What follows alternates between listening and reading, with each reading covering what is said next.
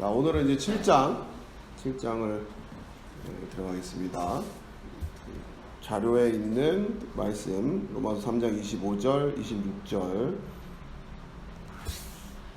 같이 읽어보겠습니다. 시작.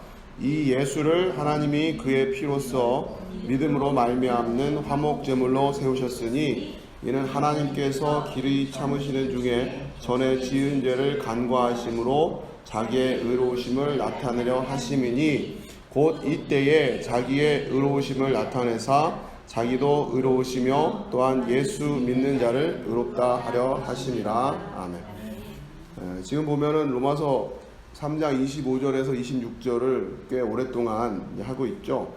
여기 보면은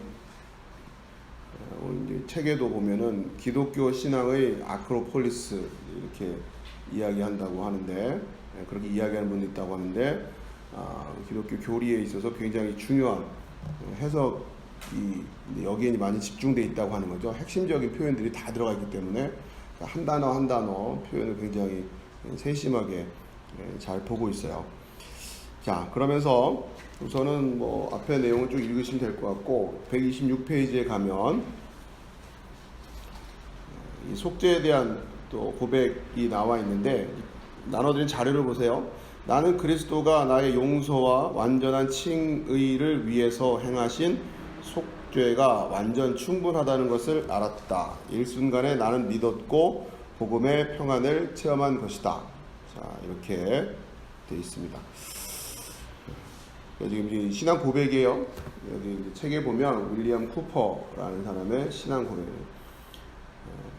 이걸 얻을 통해서 지금 오늘 읽었던 25절, 26절을 통해서 그렇게 고백하게 됐다라고 하는 겁니다. 자, 우선 126페이지 중간을 좀 보면요, 아래쪽에서 두 번째, 저는 다시 한번 그 3장 25절이 말하는 바를 되짚고자 합니다.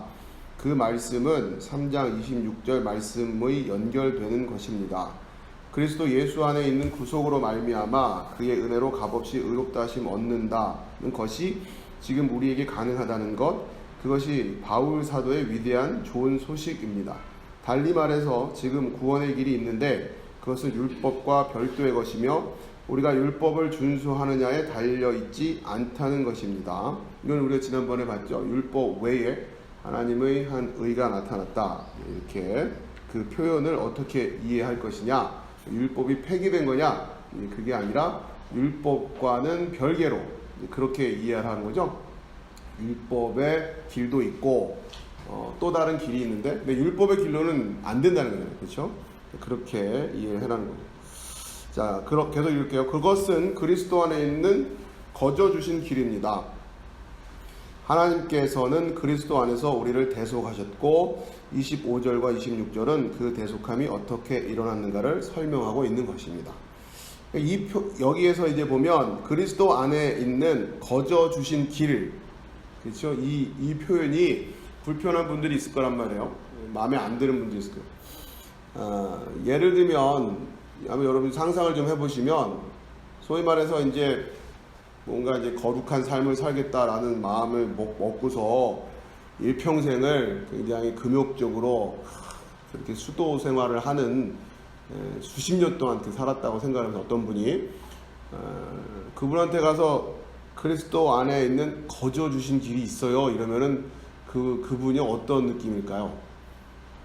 아, 그래요? 이런 생각이 먼저 들까요? 아니면 이게 무슨 말도 안 되는 소리 하냐, 그런 게 어딨냐. 왜냐하면 소위 말하는 본전 생각나는 그죠? 본전 생각 날 것 같아요. 그럼 난 여태까지 뭐 했어? 이런 생각이 먼저 들지 않을까요? 그러니까 이 이야기가 그들에게 복음으로 들릴까, 아니면 말도 안 되는 소리 들릴까? 마찬가지예요. 우리가 사실은 보면은 그렇게 굉장히 금욕적이고 아주 거룩한 삶을 살려고, 또 희생적인 삶을 살려고 애쓰는 사람들의 삶을 보면서 우리가 존경한단 말이에요. 그런데 모름지 저렇게 살아야 된다라는 생각을 하는데, 문제는 소위 말하는 이 거저 주셨다라고 하는 이 표현이 영 마음에 안 드는 거죠. 거저 주셨다라고. 그러니까 이게 우리가 복음을 받아들이기가 어렵게 만드는 그런 내용이라는 거예요.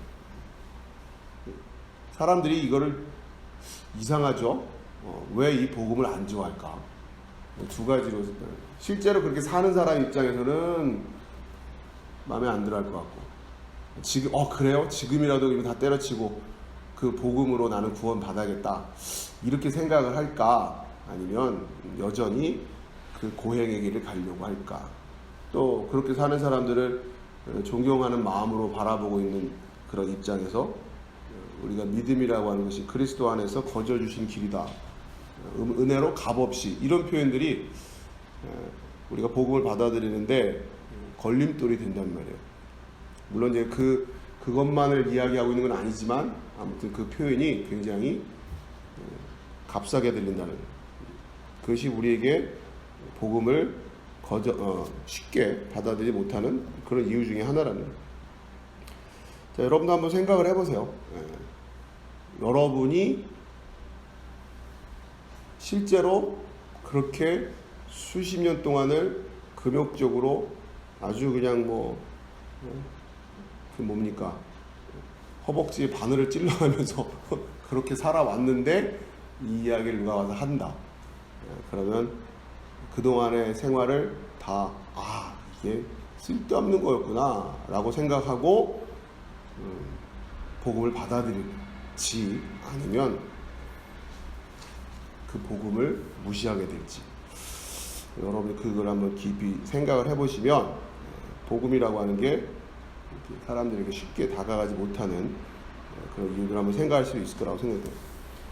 자, 그러면서 지금 로마서 이 7장의 주제를 쭉 이어가고 있는데요. 먼저 나눠드린 자료를 보면 기본적인 주제가 십자가는 하나님의 의도된 사건이다 라고 하는 거예요. 그걸 먼저 강조하고 있어요. 127페이지라고 써있는 그 부분을 보면 갈보리 언덕의 십자가에서 주 예수 그리스도가 죽으심은 하나의 우연한 사건이 아닙니다. 그것은 하나님의 공작이었습니다. 이게 지금 우리 127페이지 중간 쯤에 나오는데요. 여기서 하나님의 공작이었습니다, 이렇게 지금 번역이 되어 있는데, 우리한테는 공작이란 단어는 좀 좋게 안 들리죠? 뭔가 이렇게 공작, 간첩들이 막 이렇게 몰래 하는 이런 느낌이 든단 말이에요. 근데 이 영어 언어를 보면 그냥 it was God's work, 하나님께서 하신 일이었습니다, 이렇게 번역을 하시면 될 것 같아요. 굳이 공작 이렇게 얘기를 해가지고 뭔가 좀 이렇게 아무튼 우리 어감으로는 좋지 않은. 중요한 것은 그냥 된 일이 아니라 하나님께서 의도한 사건이다라고 하는 거예요. 자, 이 이야기를 하면서 어떤 논지를 펼쳐 나가냐면 그 자료를 보세요. 만일 십자가를 바라보는 것이 주 예수 그리스도에 대한 죄스러운 마음을 불러일으킨다면 그것은 바로 우리가 결코 십자가를 참되게 알지 않았다는 것을 의미하는 것입니다.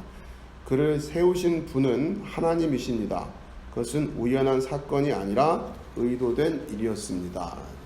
지금 이제 25절, 26절을 보면 화목 제물로 세우셨다, 이런 표현이 있단 말이에요. 이것을 통해서 하나님께서 의도하신 일이다라고 하는 것, 그리고 하나님께서 의도하신 일이라고 하는 것을 봤을 때 우리가 그 십자가 사건을 자꾸 소위 말하는 어떤 심파극 같은 느낌으로 그 예수 그리스도의 죄스러운 마음을 자꾸 이렇게 그런 마음으로 바라보면 안 된다라고 이야기하는 거예요.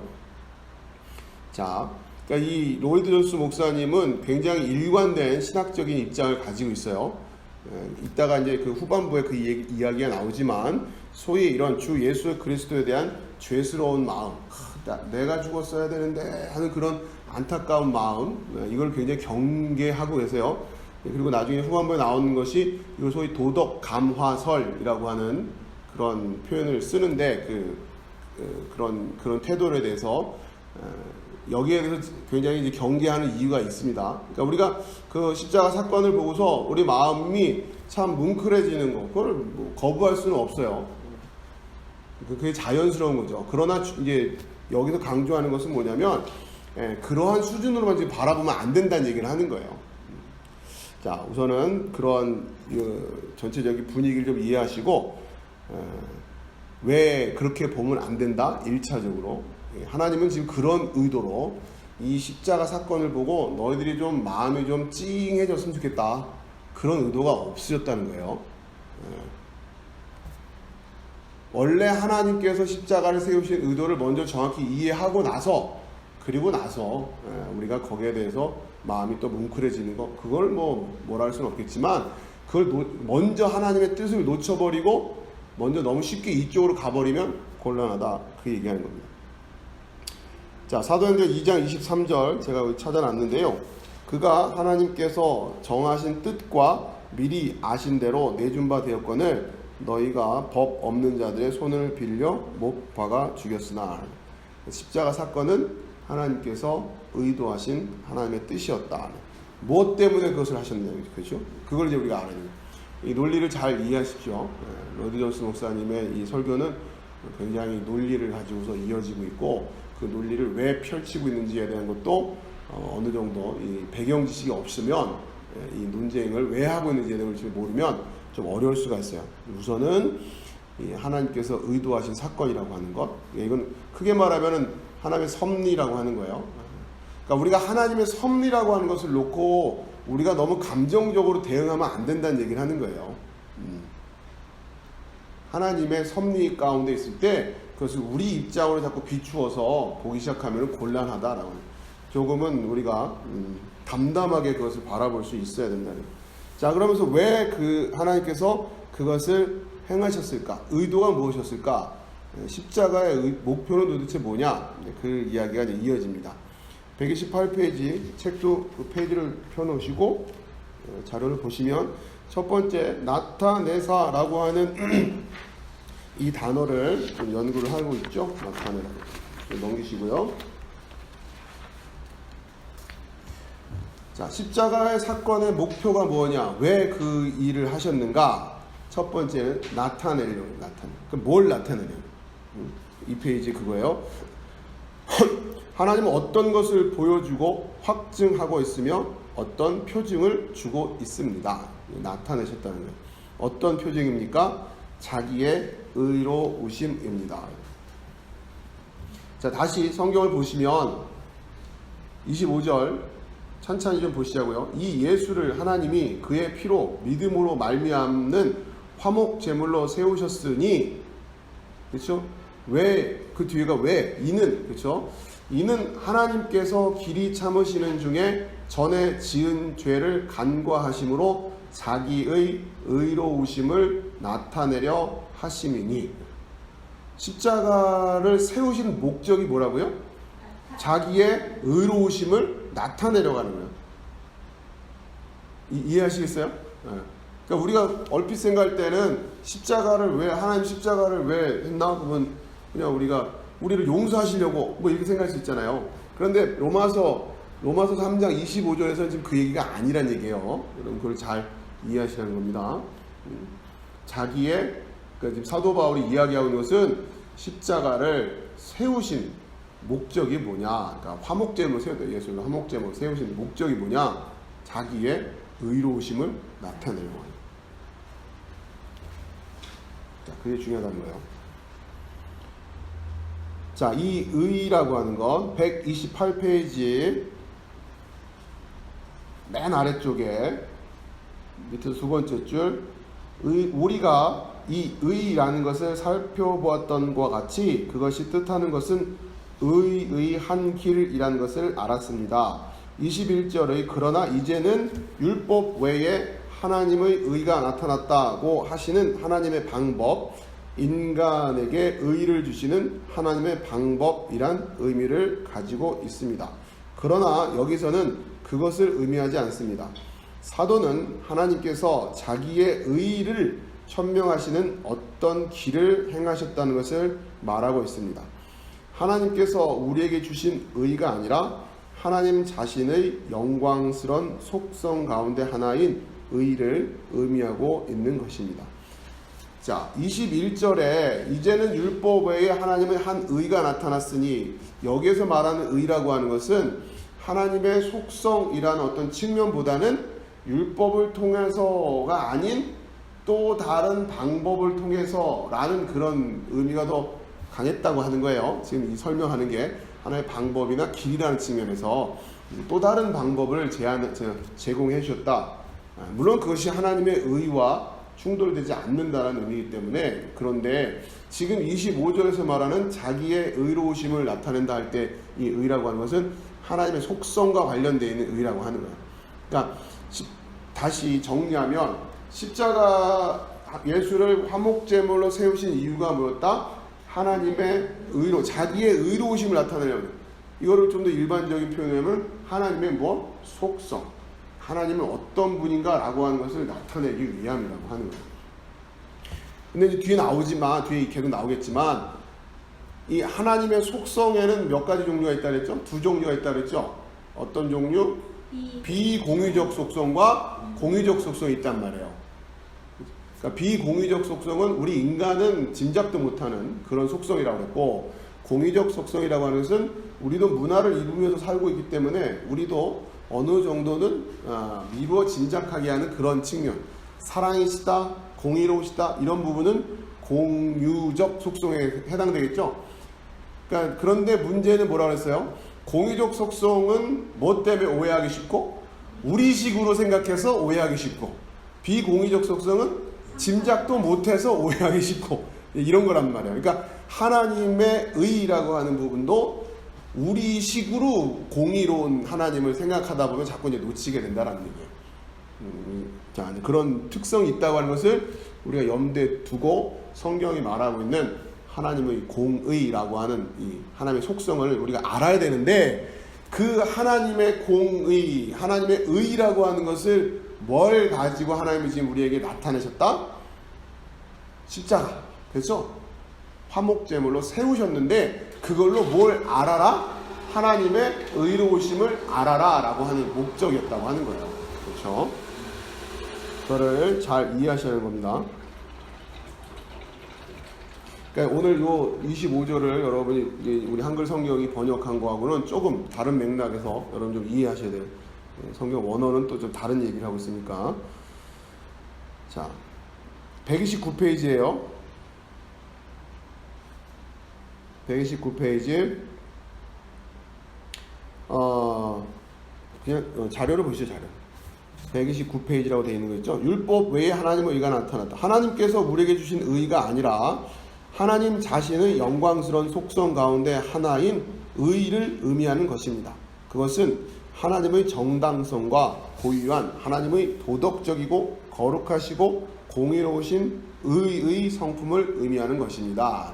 자, 이것이 우리가 조직신학적으로 얘기하자면 하나님의 속성 중에서 공유적 속성에 해당된다라고. 자, 그러면서 로마서 3장 26절을 제가 이렇게 뽑아놨는데요. 곧 이때에 자기의 의로우심을 나타내사 자기도 의로우시며 또한 예수 믿는 자를 의롭다 하려 하심이라. 이렇게 돼 있어요, 우리 한글 성경은. 그죠? 그러니까 뭔가를 나타내는데 첫 번째 뭘 나타내려고? 자기의 의로우심. 그렇죠? 자기도 의로우시며 또한 예수 믿는 자를 의롭다 하려 하심. 이렇게 되어 있는데, 자, 이 뒤에가 좀 문제가 있어요. 예수 믿는 자를 의롭다 하려 하심. 뭐 비슷한 내용이 같은데 사실은 좀 다릅니다. 여러분, 그러니까 뭘 먼저 이해해야 되냐면, 이 십자가를 통해서 하나님께서 나타내시고자 한 게 뭐라고요? 자기의 의로우심. 더 그냥 단순하게 말하면 하나님은 어떤 분이신가 라고 하는 것을 가르쳐 주려고 했다는 얘기예요. 십자가를 통해서. 아시겠죠? 그러니까 하나님에 대해서 가르쳐 주려고 했다는 얘기예요. 간단히 말하면. 하나님이 어떤 분인가를 그 십자가를 통해서 가르쳐 주셨다고. 그런데 첫 번째, 하나님은 어떤 분이다? 의로운 분이시다라는 거예요. 그렇죠? 의로운 분이시다. 자, 그런데 잘 보세요. 예수 믿는 자를 의롭다 하려 하심이다라고 하는 이 표현은 하나님에 대해서 설명하고 있는 겁니까? 예수를 믿는 자들은 어떤 사람들이다라는 것을 설명하는 겁니까? 여러분 보실 때 어때요? 하나님에 대해 설명이에요? 예수를 믿는 자들에 대한 설명이에요? 그러니까 예수를 믿는 자들은 의롭다라는 얘기잖아요. 그렇죠? 예. 그게 아니라는 거예요. 번역이 잘못됐다는 얘기예요. 그래서 네. 하나님이 그러니까 지금 우리가 국어상으로 이렇게 써놓으면 예수를 믿는 사람들이 의롭다라고 하는 것을 나타낸다고 하고 그렇게 말하는 게 맞는 거예요. 그렇죠? 국어는 그렇게 돼 있으니까. 예. 자, 그러니까 우리 성경은 자기의 의로우심을 나타내서 자기도 의로우시며, 이건 하나님은 어떤 분이다 라고 하는 것을 설명하는 거죠. 그렇죠? 그 다음에 예수 믿는 자를 의롭다 하려 하십니다 라고, 이건 또 누구를 설명하는 거다? 예수 믿는 자들이 의롭다 라고 하는 거를 이야기하고 있으니까, 뒤에 거는 예수 믿는 자들도 의롭고 하나님도 의롭고 이렇게 지금 된단 말이에요. 그죠? 그런데 십자가는 이 로마서 3장 25절, 26절에서 말하는 거는, 그 십자가는 온전히 누구를 설명하려고 하는 거다? 하나님을 설명하려고 하는 거다라고 하는 거란 말이에요. 지금 그걸 놓치시지 않고 이해를 하셔야 해석이 이해가 됩니다. 그런데 그런 측면을 봤을 때 어느 부분에 지금 해석에 문제가 있는 거예요? 예수 믿는 자를 의롭다 하려 하심이라, 이 부분이 지금 해석이 약간 애매하다는 얘기예요. 물론 이 말이 틀렸다는 얘기가 아니라, 신학적으로 이거 잘못됐다 그런 얘기가 아니라, 이 로마서 3장 25절의 해석으로는 적합하지 않다는 얘기예요. 그럼 어떻게 해석을 해야 되냐? 그게 밑에 영어 성경으로 되어 있는 부분을 좀 보시면 좀 이게 더 나아요. NIV가 되어 있는데, 일단은 그냥 읽고 설명을 드릴게요. He did it to demonstrate his righteousness at the present time, so as to be just. 그래서 자기가 의롭고, and the one who justifies those who have faith in Jesus. 예수를 믿는 믿음을 갖고 있는 자들을 의롭다고 하는 자임. 뉘앙스가 조금 다른 걸 아시겠어요? 네. 그러니까 십자가를 통해서 하나님께서 뭔가를 나타내시려고 했는데, 그게 뭐다? 첫 번째, 하나님이 의롭고 하나님 자신이 의롭다라고 하는 것을 보여주려고 했던 거고, 두 번째는 뭐를 보여주려고? 예수 믿는 자들이 의롭다가 아니라 예수 믿는 자들을 의롭다고 하시는 분이다 라고 하는 걸 가르쳐 주려고 한다는 얘기예요. 약간 다르죠. 결국 십자가는 오롯이 뭘 나타내려고 하는 거다? 하나님은 어떤 분이신가 라고 하는 것을 가르쳐 주려고 하는 것이다 라고 하는 겁니다. 그죠? 그러니까 그런데 그러면 예수 믿는 자들이 의롭다라는 게 틀려요? 맞아요? 이거 맞는 거예요. 그렇죠? 당연히 예수 믿는 자들을 의롭다고 누가 하시니까? 하나님이 하시니까. 이걸 맞는데, 이 내용 자체는 그렇게 번역을 하면 안 되는 표현이라는 거예요. 자, 그러면서 그러니까 이제 뒤에 이제 나가는 논의가 뭐냐면, 하나님이 의롭다고 하는 것과 예수 믿는 자들을 의롭다고 하시는 것이 서로 충돌이 안 돼야 된다는 거예요. 그 두 가지가 동일하게, 왜냐하면 하나님에 대해서 얘기하고 있는 거니까. 하나님의 의로우심과 예수 믿는 자들을 의롭다라고 말하시는 하나님이 충돌되면 안 된다는 거예요. 그게 어떻게 가능하냐? 그 논의를 로마서가 지금 하고 있다. 그 얘기예요. 그게 사실은 좀 어려운 얘기입니다. 여러분 좀 잘 묵상을 하셔야 돼요. 그러니까 우선은 제가 지금 설명드린 이 논리를 가지고서 이해하시면 어렵지는 않을 거예요. 아무튼 십자가는 우리가 생각하는 십자가는 예수님이 우리를 대해서 희생하셨고 우리를 용서하시고 뭐 이러한 관점에서 생각을 많이 했는데, 그게 아니라 로마서 3장 25절의 이야기는 뭐다? 십자가는 하나님을 설명하고 있는 거예요. 하나님을 나타내고 있다는 거예요. 특별히 하나님의 의로움이죠. 그리고 예수를 믿는 이들을 의롭다고 하시는 거예요. 그러니까 어떻게 되는 거예요? 뭐 뒤에 설명을 떠나서 십자가를 잘 이해했다고 하는 것은 뭐에 대해서 이해를 제대로 했다는 얘기가 되는 거예요? 하나님에 대해서 이해를 잘했다고 하는 거가 되는 거죠. 그렇죠? 하나님은 의로우신 분이고 그리고 예수를 믿는 자들 의롭다고 하시는 분이니까 그러면 우리가 하나님 앞에 의롭다함을 얻으려면 어떻게 하면 된다는 얘기예요? 하나님의 아니 요것만 가지고 예수 믿으면 되는 거예요. 왜? 하나님은 예수 믿는 자들을 의롭다고 하시는 분이니까. 아시겠죠? 예, 왜 이게 나중에 그러니까 이 로이드 존스 목사님은 본인의 지금 신학으로 아주 철저하게 하나하나 세밀한 것까지 다 지금 점검을 하면서 어그러지지 않게 지금 설명을 하고 계시기 때문에 여러분들 이런 훈련이 좀 필요합니다. 그냥 신앙생활하면서 들었던 여러 가지 얘기들을 막 그냥 이것저것 막 짬뽕해가지고만 하지 마시고 이렇게 체계적으로 일단 한번 이해를 하시고 그 다음에 또 다른 부분에서 보충을 하더라도 이 논리를 가지고 잘 이해를 하시면 되는 거예요. 우리가 그 하나님은 그런 분이시니까.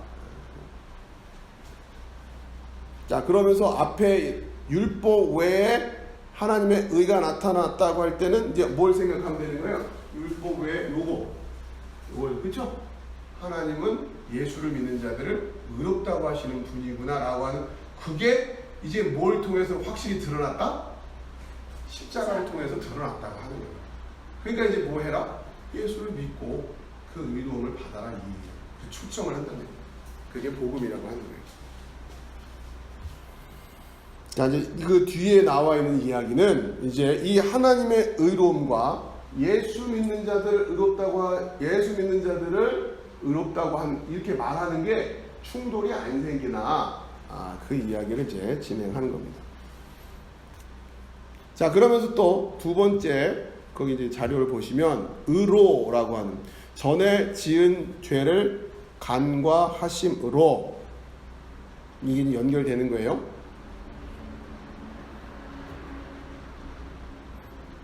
자, 그 다음에 좀 뒤에 설명을 드릴게요. 세 번째는 사면이라는 말이에요.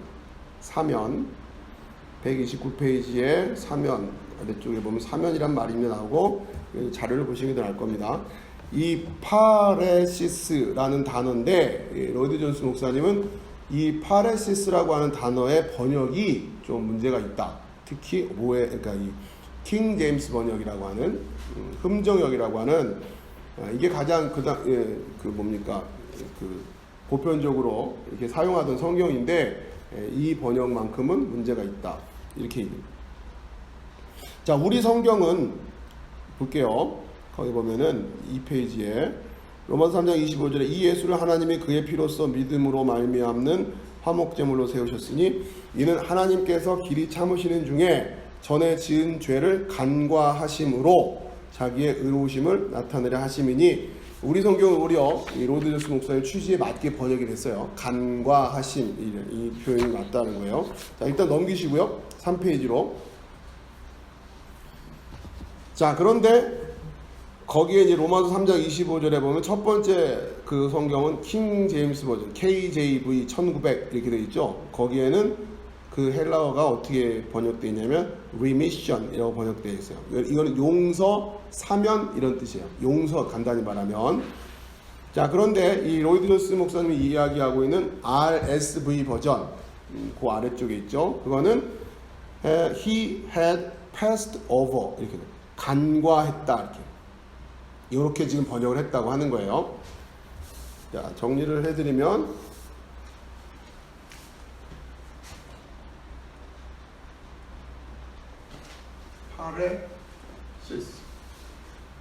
파레시스라고 하는 단어, 이 단어를 어떻게 번역을 했다?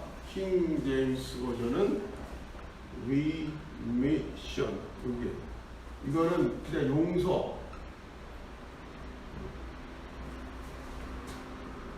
그 다음에 RSV 버전은 패스 오버.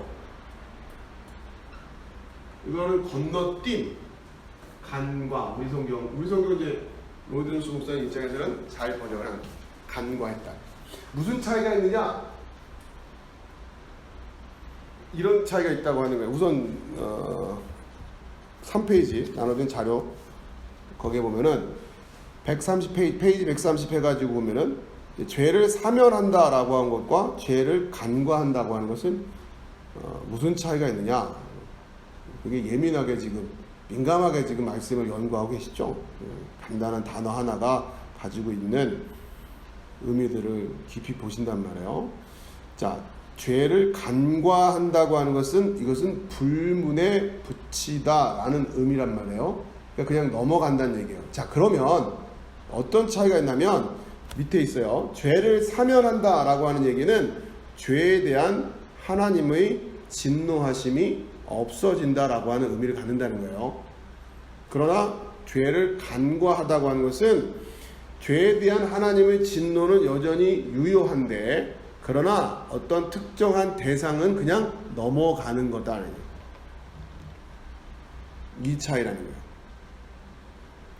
그러니까 사면과 간과의 차이는 용서와 심판하지 않음의 차이예요. 그러니까 용서라는 얘기를 그냥 써버려버리면 이제 심판의 근거가 없어져 버리는 거예요. 그런데 심판하지 않음, 이거는 다른 얘기란 얘기예요. 용서나 심판하지 않으면 그게 그거 아닙니까? 그게 아니란 얘기를 하는 거죠, 지금. 우리가 지금 이 로이드런스 목사는 계속 뭐에 대해서 예민하세요? 하나님의 심판이라고 하는 개념을 약화시키는 해석, 번역, 그러한 어떤 신학적인 태도들을 굉장히 경계를 하고 계신단 말이에요, 지금. 그러니까 십자가를 통해서 여기에 나와 있는 우리의 죄를 용서하셨다. 이래버리면 안 된다는 거예요. 그러니까 다시 말하면 25절에 길이 참으시는 중에 전에 지은 죄를 용서하심으로 이래버리면 전에 지은 죄를 이미 용서해버렸으니까 하나님께서 진노할 근거가 남아있어요? 없어요? 없는 거죠. 그런데 지금 그게 아니라 전에 지은 죄를 간과했다라고 하는 것은 어떤 의미냐면 예를 들면은 이렇게 여러 명이 있는데 여기 설명을 보면 여러 명이 죄를 졌어요. 똑같이 죄를 졌어요. 그런데 문제는 이 사람한테는 건너뛰더라는 거예요. 이게 간과라고 하는 거예요. 건너뛴다라고 하는 거예요. 아, 왜 쟤한테는 왜 화를 안 내세요? 이런 거죠. 그냥 다 용서 이게 아니라 얘한테는 화를 안 내. 이게 지금 그런 개념으로 그런 뉘앙스로 이 파레시스라고 하는 단어가 그렇게 번역이 되는 거예요. 그리고 이 패스 오버라고 하는 이 개념은 뭡니까? 사도 바울이 왜 이 단어를 썼을 때 어떤 이미지를 이야기하려고 하는 것이었겠느냐? 소위 말하는 6월절 사건, 건너가는 그 사건을 연결시키려고 한 것이 아니었겠는가? 그것을 단순히 용서 잃어버리면 안 된다고 하는 거죠. 그렇게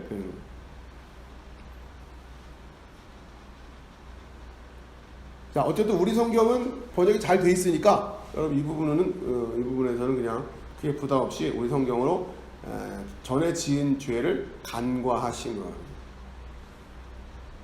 용서와는 좀 다르다면. 자, 이 대목에서 이 로이드런스 설교에는 나와 있지 않지만 우리가 좀 공부하던 거를 좀 정리를 좀 해보자는 얘기예요. 거기 참고 자료에 보면 3페이지예요. 우리가 요한복음 16장 8절에서부터 이거 굉장히 제가 여러분하고 이제 말씀을 함께 나누는데 굉장히 초기의 그 말씀이죠. 죄에 대하여, 의에 대하여, 심판에 대하여 세상을 책망하신다. 이게 성령께서 오셔서 그러니까 이게 뭔지를 깨닫게 한다는 얘기예요. 이게 뭔지를 간단히 말하면 죄가 뭔지, 의가 뭔지, 심판이 뭔지를 깨닫게 한다는 얘기예요. 그러니까 오늘 지금 이 전에 지은 죄를 간과하시고 그리고 그 분노를 십자가에 쏟아 부으시는 이걸 지금 이제 심판으로 얘기를 하고 있는데 이게 지금 완성이 되는 거예요. 죄와 의와 심판이라고 하는 것이 이게 하나로 다 지금 어디에서 종합되어 있습니까? 십자가에서.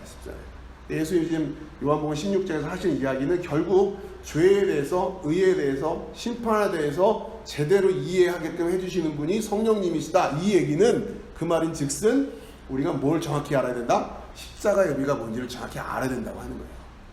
그랬을 때 로이드 존스 목사님이 이 십자가에 대한 의미를 가장 핵심 있게 전하고 있는 구절이 로마서 3장 25절 26절인데 우리가 믿음의 토대를 여기서부터 쌓아가야 된다고 하는 겁니다.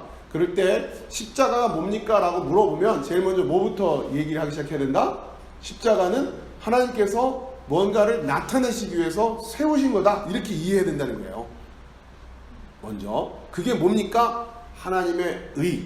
그러니까 하나님은 의로운 분이라고 하는 것을 나타내시기 위해서 십자가를 세우셨고, 그 다음에 예수를 믿는 자들을 의롭다고 하시는 분이라고 하는 것을 우리에게 알려주려고 나타내. 물론 여기서 말하는 이 예수라고 하는 것은 화목제물로 세워진 그 예수를 말하는 거잖아요, 그렇죠? 거기에 나와 있는 그 피, 그의 피로서 믿음으로 말미암는 화목제물, 이거를 믿는 자들을 의롭다고 하시는 분이라고 하는 것을 알라고, 하나님을 그렇게 알려고 세웁니다. 그죠? 지난주 주일 설교에 뭡니까? 호세아 백성이 지식이 없으므로 망한다 할 때도 마찬가지예요. 그 지식, 뭐에 대해서 알아야 된다. 결국 하나님에 대한 지식이잖아요. 하나님이 어떤 분인지를 알아야 된다는 얘기인데, 그 하나님에 대한 지식의 하이라이트가 뭐다? 십자가란 말이에요. 십자가를 정확히 알아야 돼. 그러니까 로이드 존스 목사님이 이렇게 중요한 거기 때문에 십자가 보면서 괜히 너무 일단 이런 것도 모르고 그냥 십자가 보고 막 눈물만 흘리지 말아라, 이 얘기를 하는 거예요. 지금 거기서 그게 뭔지도 모르고 그냥 막 슬퍼만 하면 안 된다, 이 얘기를 하는 거예요. 십자가를 통해서 하나님이 세우신 계획은 하나님을 알게끔 하려고 하신 건데, 이건 모르고 가서 그냥 눈물만 흘리고 있어. 그럼 굉장히 믿음이 좋은 거, 십자가만 보면 십자가만 하면 눈물이 쏟아진다고, 그게 그럼 여러분 믿음이 좋은 것 같아요? 그게 아니란 얘기를 하는 거예요. 지금 로이드 존스 목사님은 십자가를 먼저 알아야죠. 그리고서 뭐 눈물을 흘리든 그건 나중 얘기인데, 왜 눈물을 흘리는지도 모르고 그냥 아유 예수님이 나한테 대신에 돌아가셨다는데 그것만 생각하면 너무 가슴이 확, 그러라고 십자가 세워준 게 아니란 얘기를 하는 거예요. 지금 로이드 존스 목사님이 뭐부터 알아라? 하나님부터 알아라. 하나님부터. 자, 그겁니다. 그래서 여러분 지금 하나씩 하나씩 잘 세워가시면 좋겠어요. 자, 우선 이제 그 얘기는 그러면서 이제 뭡니까? 특별히 이제 11절에 심판에 대하여라면 이 세상 임금이 심판을 받았음이라. 그러니까 이게 뭘 의미하는 건지를 알아야 된다라고 하는 거잖아요. 제가 그때 아마 이제 이건 나중 가서 얘기를 들어야 될 겁니다라고 그랬을 거예요. 권사님이 아마 초반에 그것도 다 질문하셨던데, 이 시간이 죄가 뭔지 또 의가 뭔지, 심판, 이 세상 임금이 심판을 받았다고 하는 거예요. 이게 십자가 사건이에요. 십자가 사건. 자, 보세요. 자, 그 다음에 똑같은 요한복음 12장 31절 33절 자료 보면, 이제 이 세상에 대한 심판이 이르렀으니 이 세상의 임금이 쫓겨나리라. 내가 땅에서 들리면 모든 사람을 내게로 이끌겠노라 하시니. 자, 넘기시고요.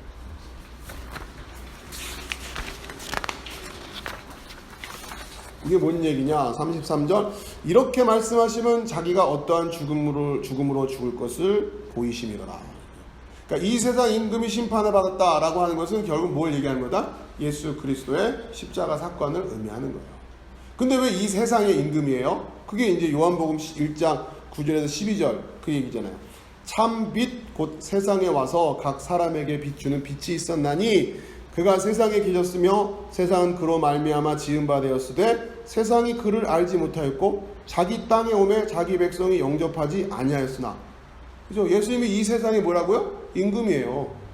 근데 자기 땅에 왔는데 자기 백성이 영접하지 아니하였단 말이에요. 그리고는 이 세상의 임금이 심판을 받고는 죽었어요.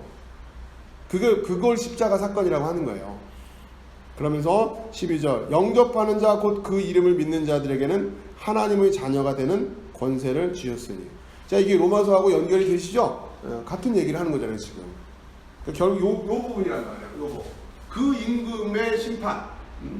예수 믿는 그렇게 이제 결국 그거를 믿는 자들을 의롭다고 하실 거고, 자 이건 이제 연결이 되는 이야기인데, 자 계속 반복해서 말씀드리지만, 자 그럼에도 불구하고 일단 십자가는 뭐다?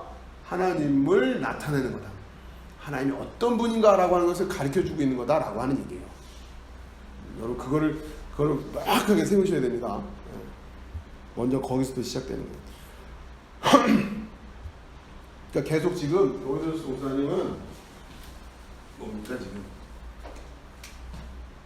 이 그림을 아주 계속 끊임없이 탄탄하게. 근데 지금 왜 그래요? 점점점 이 시대가 점점 흐릿해지니까 하나님 쪽의 그림이 점점 흐릿해지고 있단 말이에요. 이쪽 그림이 흐릿해지고 있다 이게 지금. 그리고 자꾸 이쪽 얘기만 우리의 문제만 가지고 얘기하고 있고, 내 문제 해결하는 걸 구원이라고 생각하고 그렇게 지금 돼 있으니까 이 그림이 점점 흐릿해지고 있다는 거예요. 그나마 또 이거를 확실하게 세우겠답시고 나온 게 여호와의 증인이란 말이에요. 네, 근데 그러니까 문제 의식은 있는 거예요. 지금 너무 지금 하나님에 대해서 그러니까 예수님에 대해서는 관심도가 높아졌는데 하나님에 대해서 점점 관심이 없어지니까 그것에 대해서는 반작용으로 나온, 그러니까 로이더스 목사님도 거기에 대한 문제의식이 있는 거죠. 예. 성경을 아무튼 성경은 하나님에 대한 이야기를 하고 있고, 또 성부, 성자, 성령의 조화, 이게 굉장히 중요한 건데, 지금 소위 계속해서 근대 이후로 넘어오면서 자유주의 신학이 들어오면서 하나님에 대한 이야기가 점점 흐려지고 이쪽 얘기만 하더라는 거예요. 여기에 대한 문제의식으로 자연스럽게 다시 하나님에 대해서 강조하기 시작한 게, 그런데 문제는 그러다가 자칫 뭐로 빠져버렸다? 예, 이단으로 빠져버린 게 여호와의 증인이라고 하는 거예요. 그러니까 이름 자체가 그래요. 하나님을 더 좀 세게 만들려고 하는 거예요. 예수님보다. 그런 문제들이 있어요.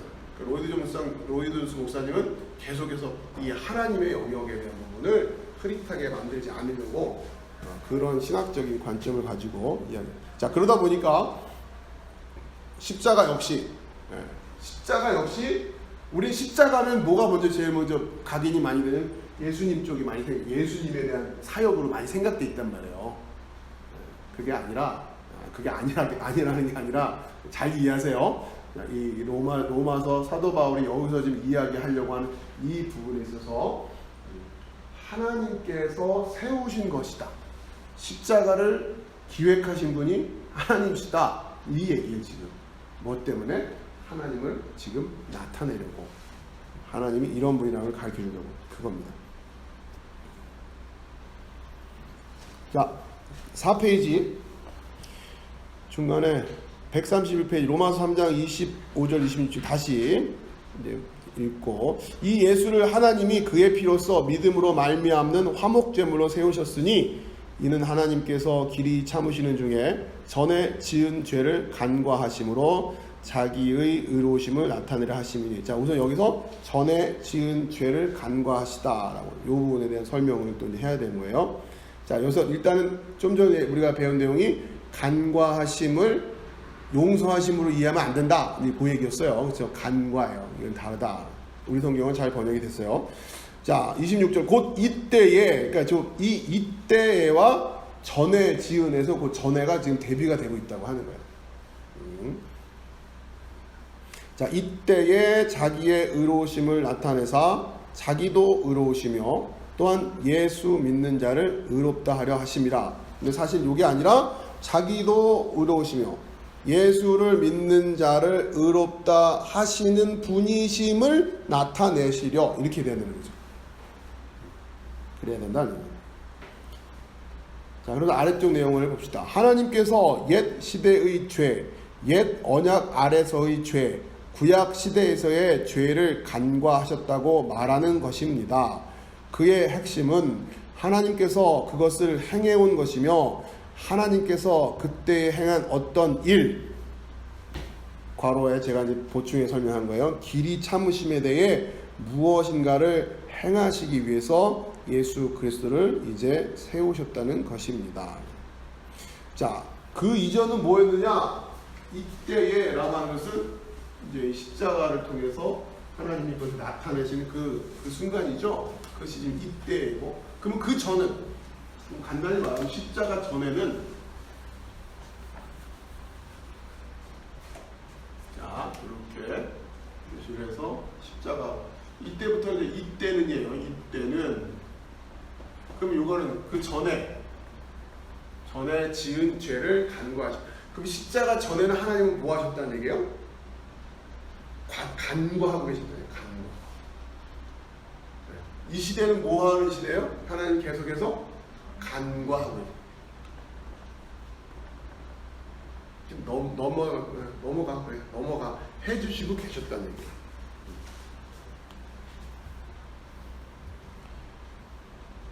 자, 다시 25절 보세요. 로마서. 길이 참으시는 중에 전에 지은 죄를 간과하심. 간단하게 구약을 이야기하면 길이 참으시는 중에 지은 죄들을 간과하고 계셨던 시간들이다라고 그냥 정리를 해버린 겁니다.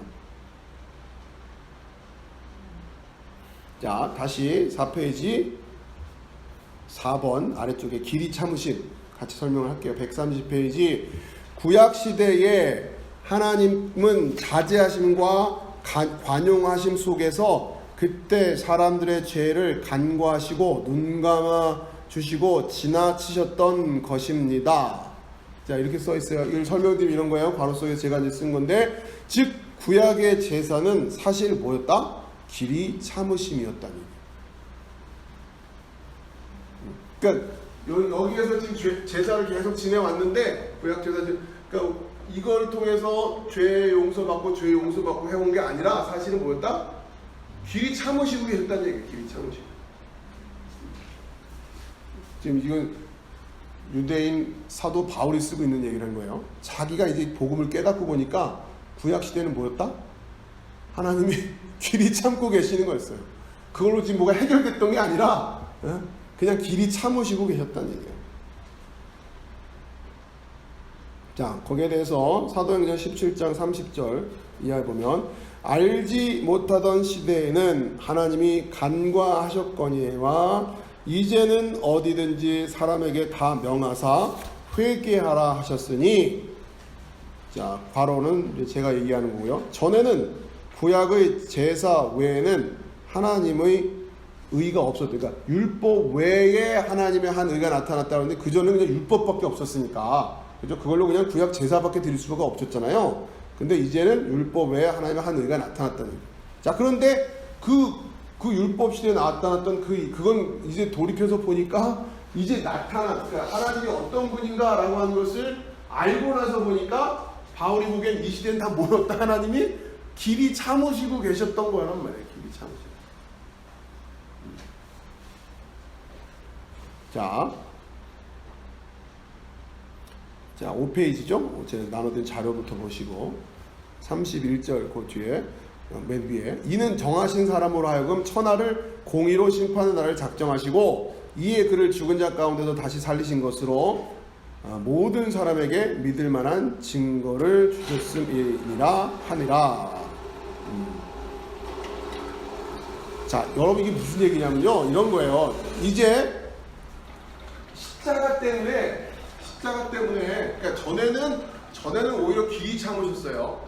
길이 참으셨는데 이제 십자가 때문에 이제는 진짜 뭘 하시게 된 거예요? 심판을 해요.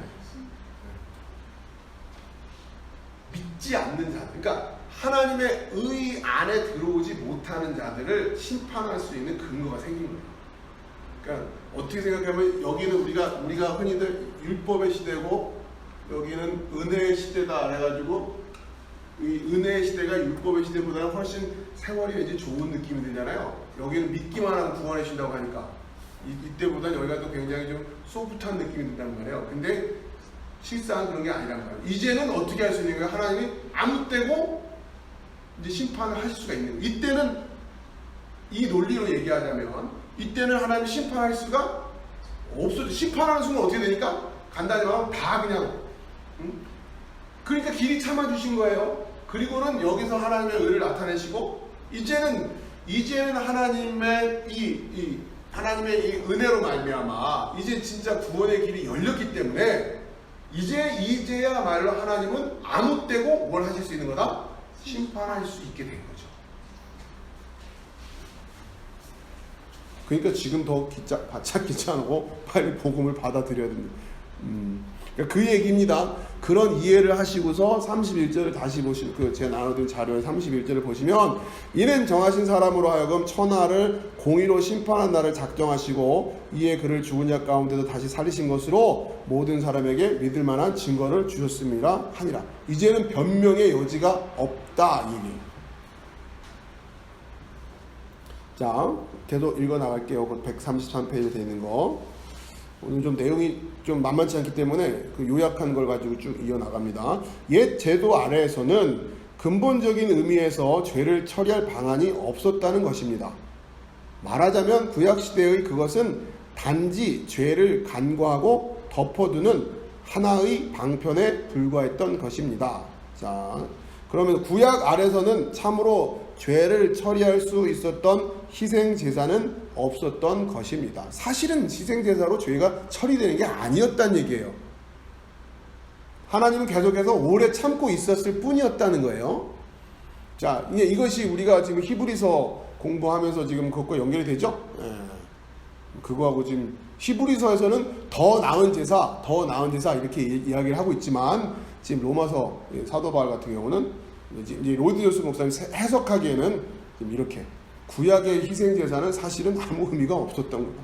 그거는 그냥 하나님이 오래 참고 있었을 뿐이에요.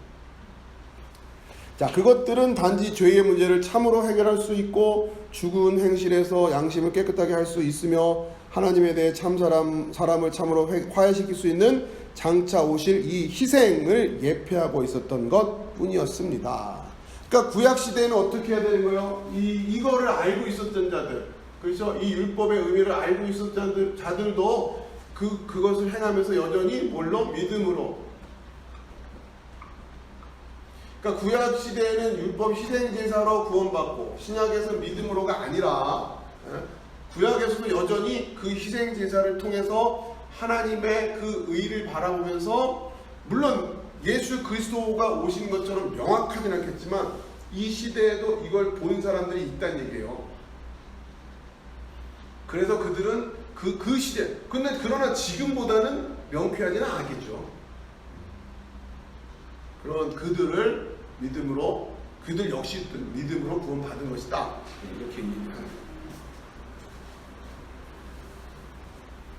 그러면서 소위 이 구약의 이 희생 제사들은 뭘 지금 다 예표하고 있는가? 십자가를 예표하고 있는 것이었다. 그럼 여러분 잘 생각해 보세요. 십자가를 예표하고 있었다라고 하는 건 뭡니까? 구약의 이 희생 제사는 십자가를 예표하고 있었다. 그리스도를 예표하고 있었다. 이게 결국 또 오늘 배운 내용을 하면은 이 구약의 희생 제사들로는 뭘 얘기하고 있는 거예요? 하나님의, 그렇죠? 하나님 어떤 분이신가라고 하는 거를 지금 구약의 희생 제사들도 그걸 예표하고 있었다고 하는 거죠. 그러니까 구약의 희생 제사를 통해서 하나님이 이런 분이시구나 라고 하는 걸 이렇게 공의로운 분이시구나, 의로운 분이시구나라고 하는 것을 알아야 되고, 그때는 예수 그리스도의 그러니까 화목제물로 희생 제사는 화목제물이라고 제물을 주니까 화목제물로 말미암아 하나님의 은혜로 우리가 하나님께 화목해지는 거구나 라고 하는 것을 그렇게 깨달으라고 준 건데, 그들은 그거를 그냥 율법적으로 체계를 만들어서 그걸 그냥 그렇게 해버리면 됐다 이렇게 생각하고 있었다는 얘기죠. 그러니까 율법을 잘못 오해했다 이런 얘기예요. 자, 계속 이어갈게요. 그 가운데 그러면 구약의 성도들은 사죄받지 못했단 말인가? 그렇지 않다는 얘기예요. 여전히 동일한 믿음의 원리로 그들도 구원을 받았을 것이다. 받았다. 이렇게 얘기를 하는 거예요. 자, 그 얘기가 134페이지 책을 좀 보시고 첫 번째 그 위에 어떤 이는 그게 무슨 말이며 그렇다면 구약의 성도들은 사죄받지 못했단 말이냐 그 의문을 제기할지도 모릅니다. 물론 제가 그것을 의미하는 것은 아닙니다. 그들은 분명히 용서함을 받았으며 그래서 그들은 하나님께 사죄에 대한 감사를 올렸던 것입니다. 다윗과 아브라함과 이삭과 야곱 같은 사람들이 용서받지 못했다고는 한순간이라도 생각할 수 없습니다. 물론 그들은 용서함을 받았습니다. 그러나 그들이 용서함을 받은 것은 그들이 드린 희생 제사들 때문이 아니었습니다. 그들이 용서함을 받은 것은 그리스도를 바라보았기 때문입니다. 그들은 이것을 명백하게 알지는 못했습니다. 그러나 그들은 그 교훈을 믿었고 믿음으로 제물을 드렸던 것입니다. 그들은 하나님께서 어느 날 한 희생 제물을 제시할 것이라는 하나님의 말씀을 믿었으며 신앙으로 그것을 붙잡았던 것입니다. 그들을 구원하는 것은 신약 시대와 같이 그리스도에 대한 그들의 믿음이었습니다. 그것이 핵심 포인트입니다. 물론 그 그리스도가 명확하게 드러나지는 않았죠. 그렇죠? 그것은 신약 시대에 와서. 그렇기 때문에 이 그리스도를 그토록 보고 싶어 했던 이런 표현들이 있단 말이에요. 이제 우리는 그걸 본다. 이런 표현들. 그 선지자들이 그렇게 보고 싶어 했던 그 그리스도. 그렇죠? 그런 이야기. 자, 그러면서 하나님의 참으심을 의롭다 하는 것은 무엇인가? 이제 마지막 어떤 그 논리를 넘어가는데 이게 뭐냐면, 자, 그러면 다 그렇다 치자. 구약 시대에도 구원을 받았다 치자. 근데 여전히 이 시대에 하나님이 죄를 그냥 간과하시고 오래 참는다고 하는 게 하나님이 의롭다고 하는 것과 잘 연결이 안 된다. 아무래도 그건 좀 어색하다. 그 이야기를 하는 거예요. 거기에 대한 반론에 대한 설명을 하는 겁니다.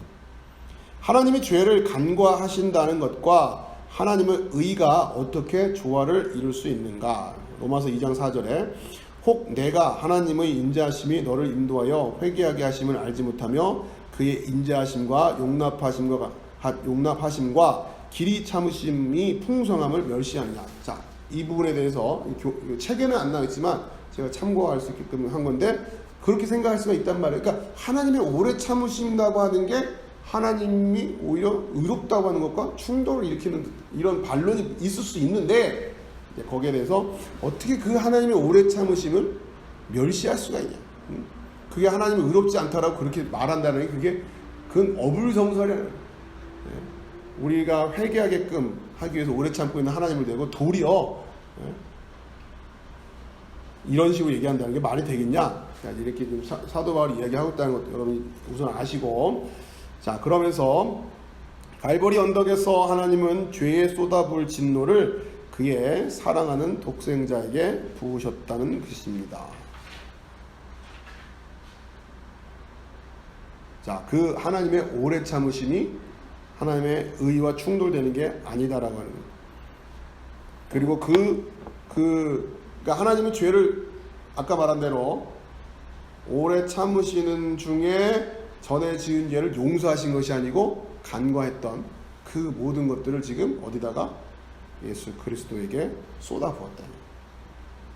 137페이지라고 나와 있는 걸 읽을게요.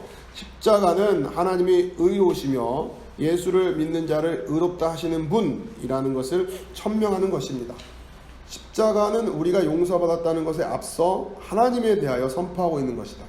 그런데 그 하나님이 우리를 의롭다고 하신다는 것, 이게 십자가의 핵심 논리라고 하는 거예요.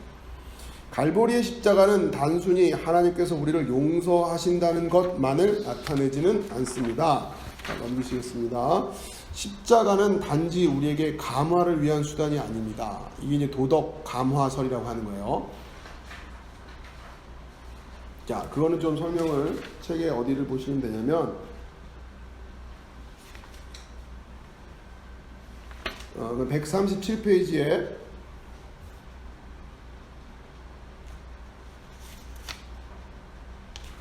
거기보다 138페이지, 거기 138페이지.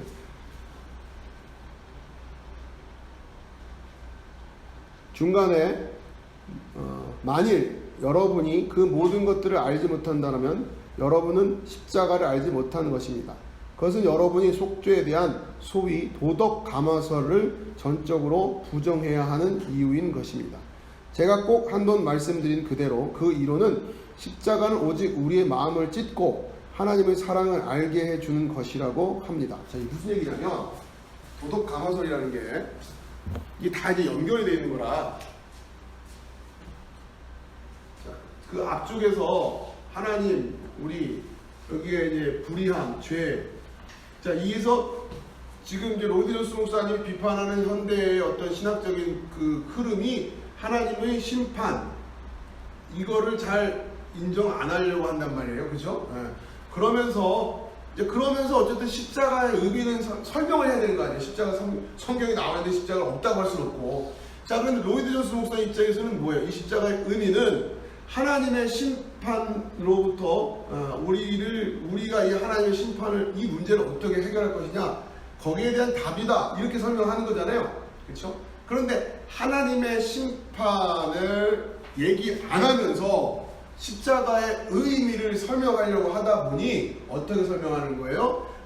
이 십자가는 무엇 때문에 우리가 이 십자가를 바라보고 감동받아서 도덕적으로 자각을 하고, 아, 내가 죄인인데 하나님이 저렇게 예수님이 나 대신에 돌아가셨구나. 아, 양심도 없어. 나는 어떻게 그러면서 내가 여전히 이렇게 살 수가 있어. 예수님 봐서라도 그렇게 살면 안 되지 하면서 이 십자가가 그렇게 우리들에게 영향을 미칠 수 있게끔 하려고 한다라는 그런 의미로 해석하는 걸 소위 도덕 감화설이라고 하는 거예요. 그러니까 자 보세요.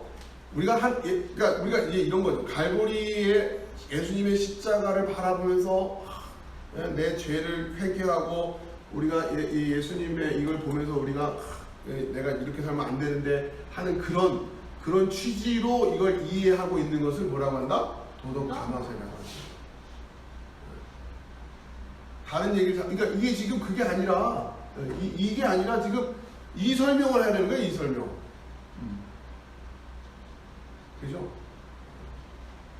여러분이 지금 그 사순절 지나고 고난주간 할 때 십자가 묵상하면서 대부분이 어느 쪽의 입장에서 십자가 이해를 많이 했어요? 사실은 도덕 감화설 입장에서 많이 이해했다. 그러니까 이게 되게 당연히 그렇게 해야 될 것 같은데, 우리가 지금 모여서 이렇게 머리 아프지만 신학적인 공부를 하는 이유는 이 믿음이라고 하는 것, 특히 성경에 쓰여 있는 것이 이렇게 우리 감정으로 이렇게 정리가 될 얘기들이 아니라는 거예요. 아주 정확하게 성경은 써 있어요. 십자가는 하나님을 나타내기 위해서 지금 세워진 것이다. 그래서 하나님이 세운 거다라고요. 그거 보고 먼저 눈물을 흘리지 말라는 얘기죠. 너무 빨리 흘러가면 안 된다는 얘기예요. 일단 이걸 알아야 된다.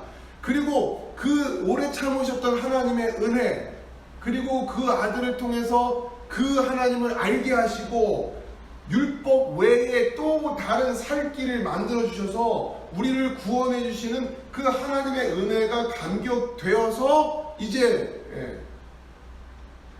눈물도 나고, 그러면 모를까 그냥 하나님이 막 예수님 채찍 맞는 게 너무 안쓰럽고 막 이런 마음에서 어떤 그런 도덕적인 자극을 받아가지고, 그럼 이제 도덕적으로 감화되면은, 그러니까 이게 다 연결되는 게 하나님에 대한 것이 이렇게 또 약화되고, 이 죄의 문제라고 하는 것을 어떤 차원에서만, 윤리적인 차원에서만 많이 해석을 한단 말이에요. 그러니까 도덕적으로 감화받아서 이제부터는 착하게 살면 된다라고 하는 거, 그러면 죄의 문제가 해결되는 거다. 사실 심판도 없고 어차피 우리가 그냥 착하게 살면 되는 거다. 이런 식으로 이해하게 된다는 거죠.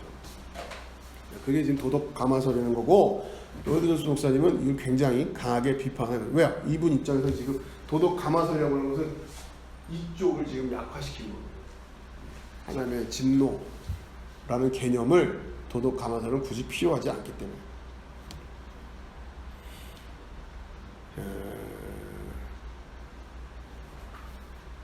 도덕 감화설 비판을 잘 볼게요. 6페이지 맨 마지막 자료. 도덕 감화설 비판. 그 이론은 십자가는 오직 우리의 마음을 찢고 하나님의 사랑을 알게 해주는 것이라고 합니다. 자, 그러면서 하나님은 어떤 분으로 또 되었어요? 심판하시는 분이 아니라 사랑해 주시, 우리를 사랑하시는 분이 되어버린단 말이에요. 하나님은 사랑이시다 이렇게 되어버리는 거예요. 점점 그러니까 그러면서 하나님은 계신데 심판하시는 하나님은 없고 사랑해 주시는 하나님만 있고 그 하나님 우리가 잘 되기를 바라시고 사랑하시는 분이니까 그러니까 우리가 하는 일들은 잘 돼야 되고 이러면서 소위 번영신학이라고 하는 기복주의적인 신학으로 자연스럽게 넘어가지는 거죠. 자, 139페이지 그 6페이지 나온 거. 어떻게 하나님은 의로우시면서 불경건한 자를 의롭다 하실 수 있습니까? 그 대답은 그는 하실 수 있다는 것입니다. 왜냐하면 그는 불경건한 죄인들의 죄를 하나님 당신의 아들 안에서 심판하셨기 때문입니다.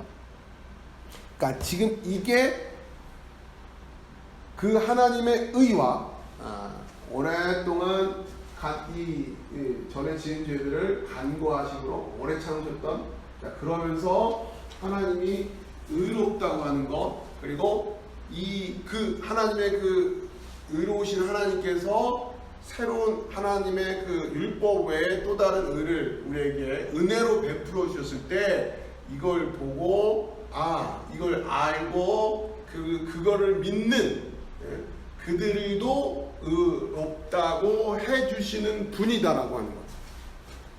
그거를 지금 뭐가 다 설명하고 있다? 십자가가 설명하고 있다. 그 얘기를 하는 거예요. 그러니까 이 안에 구약에 대한 이야기, 신약에 대한 이야기, 종말에 대한 이야기가 다 들어가 있는 거죠. 로마서 3장 25절, 26절 이 두 절에 그 이야기가 다 여러분이 간단한 내용은 아니니까 자꾸 묵상하셔서 의미를 이해하시려고 하는 거예요. 자, 마지막 140페이지에 써 있는 거, 십자가에 대한 여러분의 견해를 시험해 보십시오. 어디에서 하나님의 의로우심에 대한 진술이 여러분의 심중에 들어왔습니까? 여러분이 건성으로 말하여 그런데 그것이 의미하는 걸 난 잘 모르겠는 걸, 내가 알고 있는 것은 하나님은 사랑이며 그는 용서하신다는 것, 그것이 전부다 라고만 합니까? 그러나 여러분은 이것의 의미를 알아야 합니다. 이것은 영광스러운 복음의 본질적인 한 부분입니다. 십자가 의미를 정확히 알아야 된다고 하는 거예요. 자, 140페이지 책을 보세요. 이제 마지막만 읽고 마치겠습니다. 지금 제가 이제 정리한 부분에 이어서 140페이지 중간쯤이에요. 거기에 갈보리 위에서 하나님은 여러분과 내가 용서받을 수 있도록 구원의 길을 닫고 있었습니다. 이게 율법 외에 하나님의 한 의죠. 나타난. 그러나 하나님은 그의 성품을 손상시킴 없는 방식으로 그것을 그렇게 해야 했습니다. 그리고 하나님은 그의 영원한 일관성이 여전히 절대적이어야 하며 금이 가지 않는 방법이어야 했습니다. 여러분이 그와 같은 점을 일단 관찰하기 시작하면 이것이 전 우주와 전 역사 속에서 가장 엄청나고 가장 영광스럽고 가장 경이로운 일이라는 것을 알 것입니다. 하나님은 이 말씀 속에서 그가 우리를 위해 무엇을 했는가를 선언하고 있습니다. 동시에 하나님은 하나님 자신의 영원한 위대성과 영광, 그리고 그는 빛이시며 그 안에 어두움이 조금도 없다는 것을 나타내고 있습니다. 아이작 왓슨은 내가 놀라운 십자가를 연구할 때라고 말합니다. 그러나 여러분은 바울 사도의 이 위대한 진술의 후광 속에서 그것을 관찰할 때에만 십자가의 경이로움을 압니다. 하나님은 자기의 영원한 공의를 영단번에 공공연하게 나타내고 있었습니다. 하나님의 영원한 사랑과 그것들을 분리하지 마십시오. 그것들은 하나님의 성품 가운데 함께 속해 있기 때문입니다. 여기서 마무리가 됩니다. 결국 이 십자가를 어떻게 이해하고 있느냐, 그것은 하나님을 어떻게 알고 있느냐랑 연결된다고 하는 거예요. 결국 성경은 하나님을 계시하고 있는 책이고, 그런 부분에 있어서 이걸 놓치면 안 된다. 이 그림, 여러분이 이 그림이 온전하게 탄탄하게 각각이 균형 있게 세워져 있지 않으면 안 된다. 그러나 지금 점점점 현대 신학이 이 하나님이라고 하는 측면이 점점 없어지는데, 특별히 어떤 부분 심판하시는 하나님이라고 하는 것이 없어지고 하나님이 우리에게 뭔가를 사랑하시고 우리가 잘 되기를 바라시고 막 뭔가 그러니까 마음씨 좋은 코치 같은 느낌이죠. 어쨌든 우리가 잘 되기를 바라는데 그래서 훈련도 시키고 막 아침에 일찍 일어나게 해주고 어쨌든 우리 잘 되라고 자나깨나 우리 잘 되라고 그런 하나님의 이미지로만 생각하면 안 된다. 그런 부분에 있어서 몇 번 반복해서 말씀드렸지만 로이드 존스 목사님이 아무튼 일관된 또 체계적인 신학적인 틀을 가지고서 말씀을 이렇게 전하셨던 분이기 때문에 우리한테 굉장히 유익하다라고 하는 생각이 들고 그리고 아무튼 1900년대 중반기 이후에 60년대 이후 소위 말하는 굉장히 그 자유주의 물결 또 여러 가지 종교 다원주의 속에서 소위 에큐메니칼 운동이라고 하죠. 종교 간 통합 이런 부분에 있어서 굉장히 올곧게 일관되게 주장을 하셨던 분이에요. 여러 가지 그 기독교 세계에 있어서 우리가 흔히 말하는 빌리 그레함 목사님 같은 경우도 사실은 그 후반에 가면은 종교 통합 에큐메니칼한 운동을 굉장히 깊이 관여를 많이 하세요. 그러면서 로이드 존스 목사님 거기 굉장히 강하게 비판하시고 아무튼 그런 부분에서 되게 그 심지가 굳으셨던 제가 이분을 좋아하는 이유 중에 하나는 아무튼 일관돼요. 이분의 정확한 신학을 가지고 정확하게 그것을 하나도 빠짐없이 아주 체계적으로 그 입장에서 논의를 하고 있다라고 해요. 흐트러짐 없이. 그렇기 때문에 선명하게 우리가 이해하는 도움이 많이 된다. 적당히 여기서 좋은 말 갖다 놓고 저기서 좋은 말 갖다 놓고 이런 설교가 아니에요. 끝까지 이분은 그냥 아무튼 하나님의 주권, 하나님의 심판하시냐, 특히 죄의 문제 해석에 있어서는 이 부분을 아주 끔찍하게 딱 갖다 놓고서 거기에 어긋나는 것은 가차없이 논리를 가지고서 비판하시고 추후에 타협함이 없는 분. 여러분 아무튼 이러한 어떤 틀을 가지고서 설교를 이렇게 일관되게 하신 분을 찾기가 생각처럼 쉽지가 않기 때문에 여러분들이 하나하나 잘 좀 소화하셔서 오늘 신앙생활에 유익이 되셨으면 좋겠습니다. 혹시 질문 없으시면 마치시고 특별하게 뭐 듣다가 궁금하시거나 괜찮으세요? 됐죠?